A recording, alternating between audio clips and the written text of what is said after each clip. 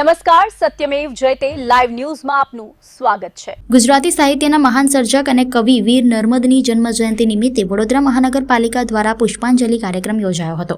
કારેલીબાગ ખાતે બુડા ઓફિસ સામે યોજાયેલા કાર્યક્રમમાં મેયર ગીતાબેન મકવાણાએ વીર નર્મદની પ્રતિમાને પુષ્પાંજલિ અર્પણ કરી હતી। આ પ્રસંગે પાલિકાના અનેક પદાધિકારીઓ અને મહાનુભાવો ઉપસ્થિત રહ્યા હતા।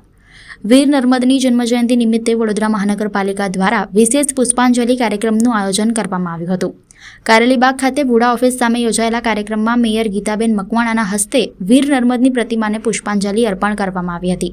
આ કાર્યક્રમમાં ડેપ્યુટી મેયર આદિત્ય પટેલ, સ્થાયી સમિતિના અધ્યક્ષ વર્ષાબેન વ્યાસ, શાસક પક્ષના નેતા શ્વેતાબેન માછી અને દંડક વિજયભાઈ ચૌહાણ સહિતના મહાનુભાવો વિશેષ ઉપસ્થિત રહ્યા હતા।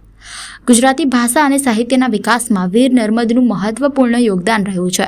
તેમની જન્મજયંતિ નિમિત્તે યોજાયેલા કાર્યક્રમમાં ઉપસ્થિત મહાનુભાવોએ વીર નર્મદના સાહિત્યિક યોગદાનને યાદ કરી તેમને ભાવભીની શ્રદ્ધાંજલિ અર્પણ કરી હતી। આજે વડોદરા મહાનગરપાલિકા દ્વારા નર્મદ જન્મજયંતિ નિમિત્તે આજે આ કાર્યક્રમ રાખવામાં આવ્યો છે અને અહીંયા અમે 5 પદાધિકારીઓ તેમજ સ્થાનિક કાઉન્સિલરો છે અને પીએમસીની પૂરી ટીમ સાથે મળીને આ પુષ્પાંજલિનો કાર્યક્રમ અમે રાખ્યો છે। આજે જય જય ગરવી ગુજરાતના સાહિત્યકાર એવા નર્મદ એમને ગુજરાતી ભાષા પર પકડ એટલે સાહિત્યમાં એમને ઘણી એવી રચનાઓ, કવિતાઓ તેમજ પત્રકારમાં પણ એમનો ખરેખર ખૂબ જ ગુજરાતી ભાષાને પકડ જમાવી હતી અને એમનો જન્મ 1833માં સુરત ખાતે થયો હતો।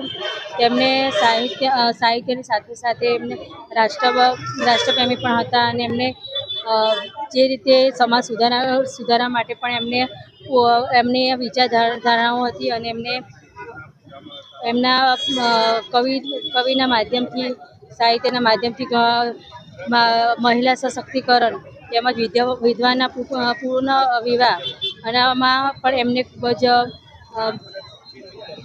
જ એવો સમાજ સુધારણા માટે એમના વિચારો દર્શાવ્યા હતા।